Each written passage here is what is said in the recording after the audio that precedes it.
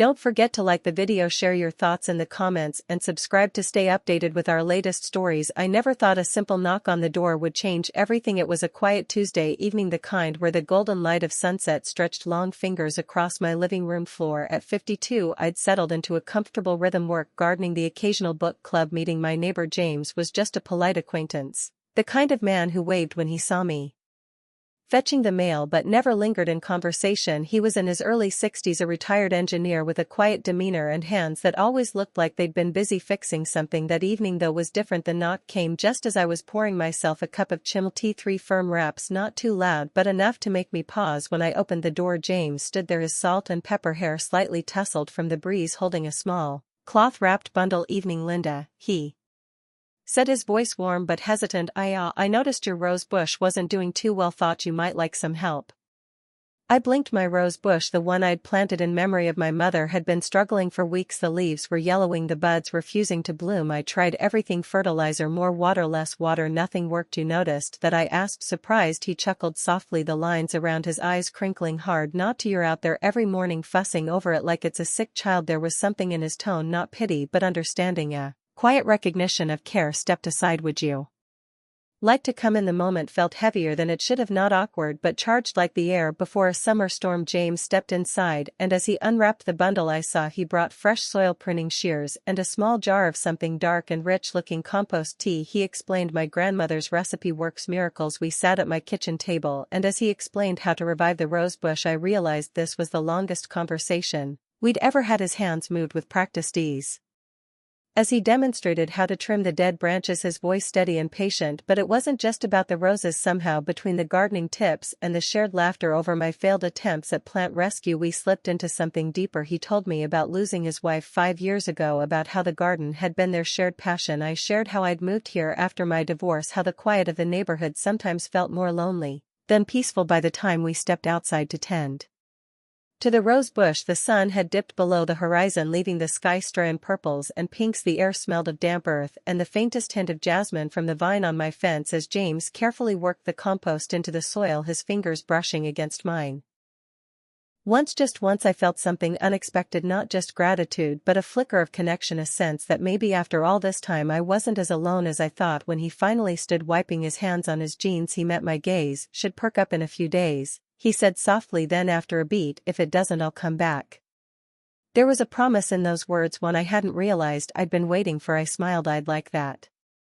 And just like that, something between us shifted. The roses did perk up just like James said they would. Within a week, the yellowing leaves turned a vibrant green and tiny buds began to form. Every morning I found myself checking on them, running my fingers over the fresh growth, marveling at how something so small could feel so significant. James had left that evening with a quiet nod and a promise to check in, but days passed without another word. I told myself it was silly to expect anything more. After all, he'd just been kind, neighborly, nothing deeper than that. But then on Saturday morning, another knock. This time I was in my pajamas, hair piled into a messy bun, halfway through my first cup of coffee. When I opened the door, James stood there holding 2 steaming mugs and a paper bag that smelled like cinnamon. "Morning," he said, offering one of the mugs. "I made too much coffee, thought you might want some." I hesitated, then took it, our fingers brushing again. His coffee was strong, just the way I liked it. "You remembered," I said before I could stop myself. He smiled just a little. "You always get the dark roast at the cafe." I blinked. He'd noticed that before I could overthink it. He nodded toward the bag. "And there's a couple of apple turnovers in there, fresh from the bakery." "You are spoiling me," I teased, though my chest felt strangely warm. "Nah," he said, rubbing the back of his neck. "Just thought you might like company." And just like that, my quiet Saturday morning turned into something else entirely.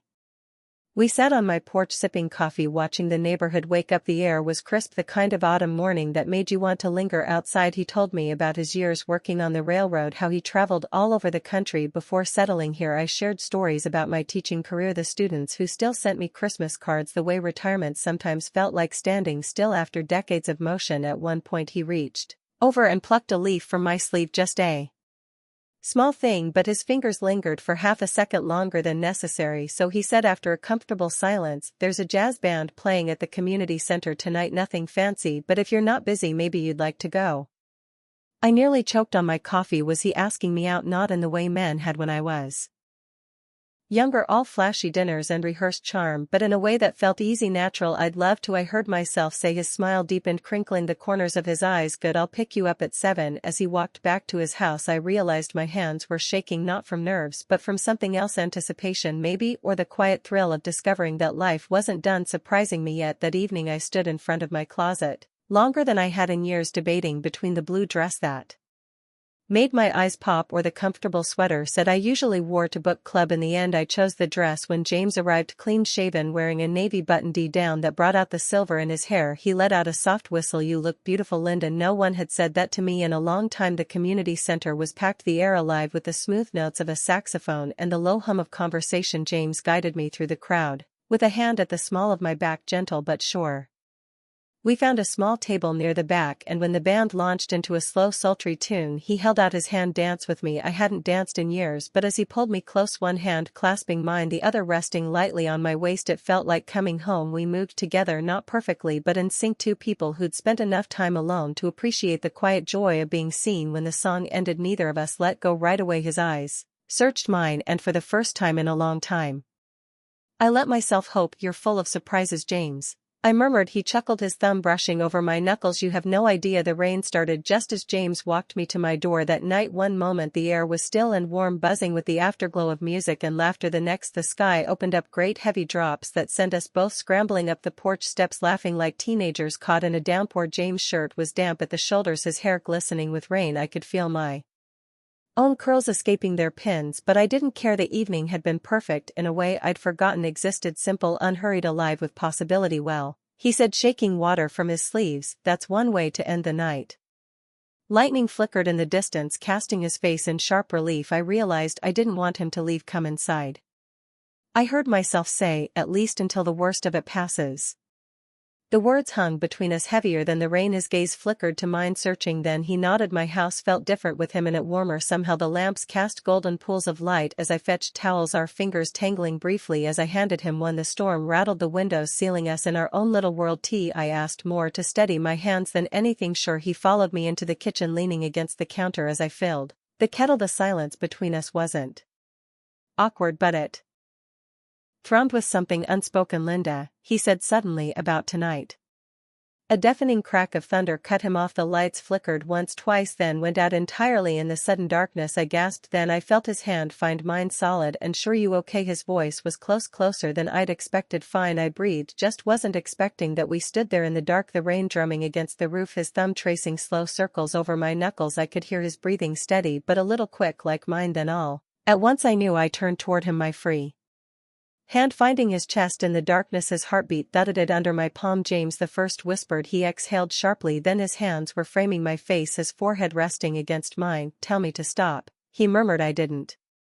The kiss was soft at first, a question, a test, but when I wound my arms around his neck, he pulled me closer with a quiet groan, his hand sliding down to my waist. The storm outside faded to nothing. All I could feel was the heat of him, the way his fingers trembled slightly as they traced my jaw. We broke apart, breathless. The lights flickered back on, sudden and bright, making us both blink. James looked at me like he was seeing me for the first time, really seeing me. His eyes were darker than usual, his lips slightly parted. Well, he said hoarsely, that's been a long time coming. I laughed, shaky but sure. About 5 years, too long from what I hear. He grinned, that slow crinkling smile I was coming to love. Then his expression turned serious. I don't want to rush this, Linda. He trailed off, searching for words. I know, I said softly, because I did. This wasn't some fleeting spark, it was the slow burn of something real, something built on quiet mornings and shared stories and hands that knew how to heal broken things. He pressed his lips to my forehead, lingering there. Stay the night, I whispered. Not like that, just stay.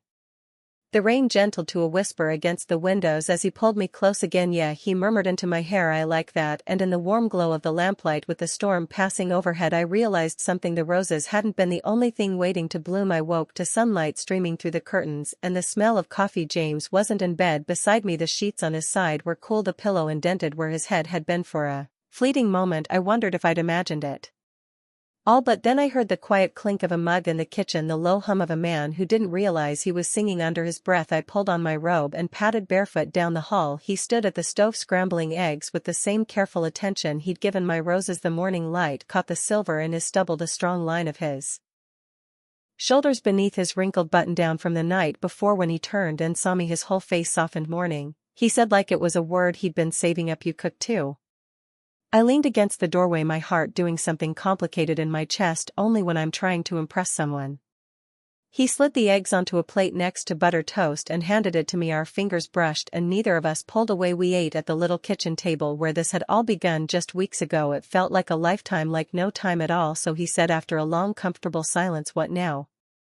I knew what he was really asking. This wasn't a fling for either of us. At our age we didn't have time for games. I reached across the table and took his hand. "Now," I said slowly, "maybe you tell me about that empty plot in your backyard, the one that gets all the morning sun." His eyebrows shot up. "You've been spying on my yard." Neighborly observation. I grinned. I was thinking it'd make a good vegetable garden if you're interested in a partner. The way he looked at me then, like I'd handed him something precious, made my breath catch. "I'd like that," he said quietly. Then after a beat, "I've got a better idea though." "Oh." He stood, pulling me up with him and wrapped his arms around my waist. "How about we start with brunch at Millie's Diner today, then maybe next weekend we drive out to that nursery you're always talking about." And after that he kissed the corner of my mouth. "Well, we've got time to figure out the rest." I leaned into him, breathing in the scent of coffee and clean cotton and something indefinably James outside. The roses were in full bloom, their petals open to the morning sun. It wasn't a grand romance. There were no dramatic declarations, no sweeping gestures, just two people who'd been living side by side for years without realizing they were meant to walk the same path. And as I stood there in my kitchen, wrapped in the arms of a man who brought me compost tea and danced with me in the rain, I realized something. The best surprises don't come in grand moments, they grow quietly, like roses or love tended by careful hands.